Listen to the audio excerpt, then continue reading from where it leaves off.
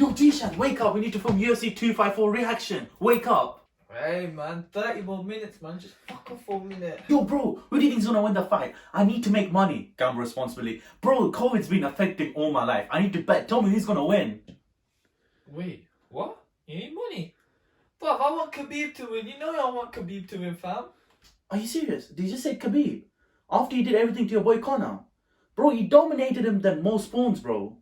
Are you serious? What? My boy? Conor ain't my boy. I'm all about the Dagestani people, man. I'm a part of the people. Khabib all the way, bruv. Khabib the GOAT. Khabib the GOAT, bruv. Come on, man. Stop talking that trash. Alright, man. Get up, bro. I'm just gonna go and start planning.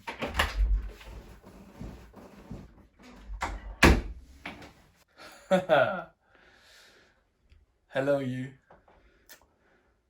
Don't worry. When we beat Dustin Poirier and when Khabib beats Gaichi, we will march to Dagestan together and take the lightweight belt. We will rule the world. Spread proper 12 to the world. Ladies and gentlemen, this weekend we have UFC 254. We have Gaichi versus Khabib.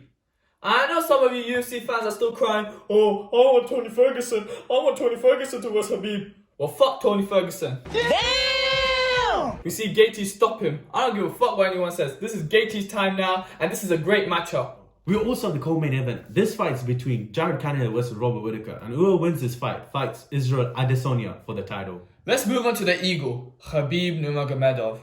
The greatest lightweight of all time, easily. Being 28-0 in his MMA career, winning 8 fights in the UFC by knockout, 8 also by submission. This man has dominated every round that he's been in, except for one, obviously against Conor. But I know one guy that can beat him. It's this guy.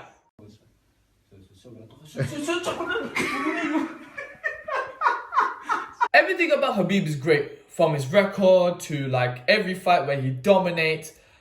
But the one thing that pisses me off is his fans, especially the Muslim fans, who have never existed but only started to come up when he was versing Conor. You don't understand, like, every time when I go to a family gathering, I know these cousins for a long time. They have not mentioned about the UFC once. They've never talked about it. But as soon as Khabib was versing Conor, all of a sudden these guys are UFC experts. They all think they're Dan Hardy all of a sudden, as if they worked inside the octagon. Like, fuck off. Fuck off. Like, they say stuff like, oh, you know how Khabib is going to beat Gaichi? Oh, you know how he's going to beat Conor McGregor? He's going to beat them by praying 5 times a day. Mashallah, brother. Hey, I get it. Khabib is humble. He's very respectful to his family. And, you know, he has a strong faith in God, making him very religious. And that's carried him throughout his MMA career. But I just don't like the fact that these Muslim fans think they're experts after one fight. After one damn fight, after one press conference with Conor McGregor, all of a sudden you're Dan Hardy. Yeah, that's what pisses me off. What makes Khabib special? Absolutely nothing. You know why? Because what he does, we're not even surprised anymore. He literally beats up everyone. Everyone in that lightweight division. Maybe in the beginning of his UFC career, we're so amazed by his amazing grappling. But he's done it so repetitively, so consistently. And the fact that no one can stop it, we're not even surprised anymore. This is nothing special. Because Khabib has made a defiant stance on his grappling, it scares the hell out of his opponents. Especially strikers. Strikers forget the game plan when they come up against Khabib. They forget how to punch when they come up against Khabib. And this makes it so easy for Khabib to just come in there and just take him down and ground and pound him. But this threat of his takedown really elevates Khabib's striking. Khabib has this, what I'm going to call the eagle punch. This punch has worked against great strikers like Conor McGregor, where he dips his head and then he comes up and he lifts his arm and then he, from below, he literally hits them on the chin and knocks them out. But what the fuck? What are people supposed to do against this? People are scared that he's going to go for a takedown and then he does strikes like this? Oh, for God's sake, I'm not even surprised that he's 28-0. And then we move on to his grappling. The way he takes you down, the way he puts you up against the fence, the way he trips you up and keeps you on the ground by wrapping his legs around yours, putting that weight on you so you can't even move. Then moving on to side control, beating you up, and then moving above you and beating you up even more. He's just mounted on his back here and just pounded on him. Big punches. from Nurmagomedov there. Wow. To the body and head. But Horcher covering up. You know, this could easily be stopped. And it wouldn't be a bad stoppage. It is right there. The way he did that against Michael Johnson, Conor McGregor, even Dustin Poirier, where he ends up submitting at the end. Like, Gaichi has a lot on his plate. Like, Khabib, that sambo style that he brings to the table is so dominant because he knows how to take you down with the trips, with the takedowns, with the hip toss. And then he knows what to do whilst you're on the ground, which no one can stop. No wonder he's the GOAT in the lightweight division. And Gaichi has a huge challenge, a huge hurdle to overcome. Let's move on to Justin Gaethje and his early MMA career. Justin Gaethje was one of those fighters who was known to be reckless and was known to be throwing haymakers. And he always left his chin exposed. And this was prominent in all his World Series of fighting fights where he would just go there to just knock out his opponents. And that's what he did because 15 of his 17 fights came from knockout. So after this, Justin Gaethje signed his UFC contract. And in his first UFC fight, they gave him Michael Johnson. And Michael Johnson was one of those fighters who was known to be a journeyman fighter. And Michael Johnson caused Justin Gaethje a lot of problems. And he exposed Justin Gaethje's reckless style. But at the end, Justin Gaethje won the fight.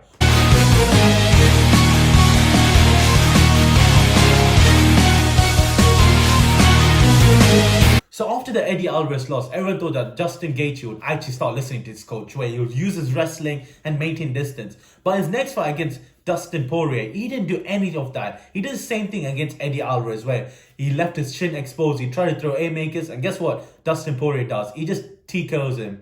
Gaethje nearly out on his feet. Poirier continues to land, but he doesn't have the wherewithal to clinch. Dustin Poirier, goodness! So after Eddie Alvarez and Poirier lost it, Justin Gaethje actually started listening to his coach, Trevor Whitman.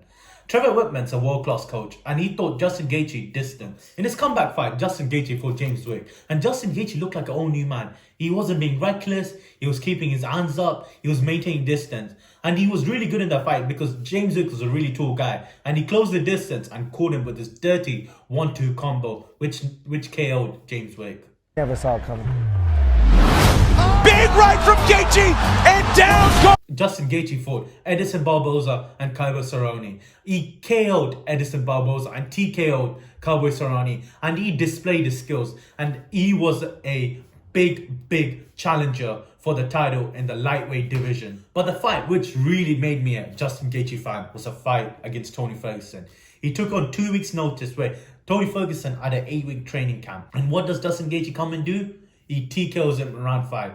Right left hook over the top, another right hand lands. This one, Ferguson, another right hand. I mean, he landed this right hand. And he dominated in most of that fight. Even though Tony Ferguson got knocked down, everyone thought, oh, it could happen again. But Justin Gaethje actually started maintaining distance, and you can see through the fight how much the leg kick was damaging Tony Ferguson. The uppercuts, the elbows, everything. At the end of round 5, I didn't understand why they didn't throw in the towel. Tony Ferguson was struggling, and now it perfectly sets up the fight against Khabib. So who's going to win this fight this weekend? Honestly guys, this fight is so hard to predict. I understand Khabib's dominance. I understand that we can never imagine Khabib losing a fight or even losing a round. But hear me out. I really believe that Gaethje's skills can give Khabib a lot of trouble. Gaethje's striking, he's finally learned how to maintain distance and he can throw bombs. Imagine maintaining distance and throwing those bombs at the correct timing, which he was able to do against Tony Ferguson. And God knows how he was able to eat so much. No wonder he's called the boogeyman. But do you really think that Khabib can eat that much? I don't think so. Khabib could get wobbled from it. And then when he forces in for the takedown, then we have to gamble on Gaethje's wrestling. And I'm willing to put all my money down I'm willing to put all my money down for Gaethje's wrestling. I know we've not seen Gaethje's wrestling, but I'm willing You're gonna lose your money. But I'm willing to believe that Gaethje has his fight camp and they've probably worked on it, and he can develop new skills and rejuvenate the wrestling background that he has. So I really believe that Gaethje is going to win that belt. For sure. I really believe that. Guys, I just don't see Khabib losing. He's just too good. There's a reason he's 28-0 in the UFC in his MMA career. because he's just come from another breed. These Dagestani people have something special in the water. The Dagestani water is special. And Justin Gaethje cannot drink this Dagestani water. I'm telling you, these Dagestani people are too good. And Khabib is the best of the best. He's top of the mountain. That's why he's the champion. Like, anyone who tries to come against him, he just runs over. Conor, everyone's, Conor's the biggest test. He finished Conor. Even in stand-up, I was confused watching that. I thought it was in an alternate universe when he ducked down, went all red and when he got Conor. I was like, no way, this can't happen. And everyone doesn't rate Fluke. It's not fluke because he clearly dominated most of the fight. Conor tapped like a little bitch. Everyone thought, it was an easy tap. Everyone saying it was an easy tap, but Khabib set him up. That's why it wasn't an easy tap. I understand why Conor tapped because he was done. Like, what Khabib does is he drains the gas tank. He loves draining the gas tank. That's what he does really well. If he's not getting damage, he's draining the gas tank. And Justin Gaethje said himself that why he doesn't wrestle, because it's too much for his gas tank. And coming against Khabib when he's wrestling, when you haven't wrestled for so long and you come against Khabib, you know the gas tank is getting affected for sure. Like, I'm telling you, Khabib's gonna win this fight. Like, I love Khabib. Ever since after the Conor fight, I really understood what Khabib makes him so good. His faith is how good the Dagestani water, like the Dagestani water's a little bit, but it's that how he trains everyone. And I can't see Khabib losing. Guys, if you put me in any parallel universe, I will bet my house, bet everything I have on Khabib and he will win. But you know, with Gaichi, right? I don't know what Khabib can do that can damage Gaichi. Gaichi comes from that reckless What? style. No, No, bro. he comes from that reckless style when Okay, he's absorbing 8 punches per minute? There's a stat where he was absorbing 8 punches per minute, right? And if he's able to go through that, and if he's able to win fights like the World Series being 15 KOs and beating Michael Johnson with that same reckless style and able to take so much, what can Khabib do that can really put off Gaichi? Like, he's not going to knock him out with that eagle punch. He's not going to knock him out. And even if he takes him down and starts beating, Gaichi will get up and carry on. He fights like he's on a suicide mission. I'm telling you, he would rather die than lose. That's how he fights. No, I'm telling you that Justin Gaethje doesn't have the mentality which Khabib does. Khabib knows. Khabib will never tap. He will never get KO'd. You just know, like, Khabib doesn't have in him where he's never going to submit it. He doesn't have a chin like No, he doesn't have the chin, but you can see in all his fights, he doesn't need to have a chin because his stand-ups dramatically improved. Like, maybe if it was like the start of career, people could argue that Khabib was a bit slow, he wasn't fluid as much, but hesitant, hesitant, that was prominent in his early fights. But now, like, him being with AK Jim, Javier Mendez, you've seen how much his stand-ups improved. Like, in the Ale Quinta fight, his stand-up was really good. Maybe Ale Quinta is not the best guy to just think about it. Just picture it like this. No, listen. Okay, just picture it like this. One of the punches that landed on Tony Ferguson, imagine that landing on Khabib. Do you think he can take it? But Khabib won't let that happen. Tony Ferguson. Let me finish. Okay, Tony Ferguson was known because in the Kevin Lee fight, he got rocked. In the Sergio Pettis fight, he got rocked. Tony Ferguson known for keeping his chin down. But what makes Tony Ferguson really good is that his unorthodox style. That's why no one's ever known Tony Ferguson for his blocks or his defense. Everyone's known him for his unorthodox style. But Khabib has something where you have to worry about so much about Khabib. Conor was worrying about him going for the takedown. Takedown. I don't think that Let me finish. Guys, let's talk about the co-main event. It's Jared Cannonier against Robert Whittaker. And whoever wins this fight, clearly is going to get the title against Israel Adesanya. Like, this fight is not a fight which you have to be hyped about, like Justin Gaethje against Khabib. But it's a fight which, like me, Jeeshan, as UFC fans, want to see. Because Jared Cannonier used to fight at heavyweight, now fights at middleweight. Imagine that. He used to fight heavyweight and he cuts down that much waterweight to get to middleweight. And he has crazy power.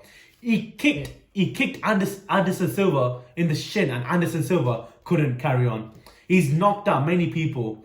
And Robert Whittaker, we know, he was a former champion, but he got mocked up by Israel Adesanya. Like, with Robert Whittaker, you know what's going to come. With both of these people, you know what you're getting. With Jared Cannonier, it's straight power. With Robert Whittaker, it's kickboxing.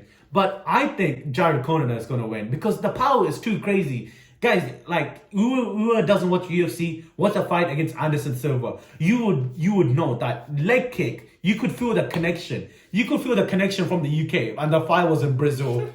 That connection was dirty. And Robert Whittaker, he did well against Darren Till. Everyone said Darren Till was a big competitor. And what does Robert Whittaker do? He took his time off. He said, I was too long in the game. I got burnt out. And he took his time off. He came back and he said everything which he did happened. Where he won Darren Till. But I think Jared Canada is just too much for Robert Whittaker to win this fight. Do you have anything to say? Yeah, I completely agree with Vish. Jared Kana is easily going to win this fight. I really think it's going to be by knockout because I don't think that anything that Robert Whittaker brings is going to wobble or trouble Jared Cannonier.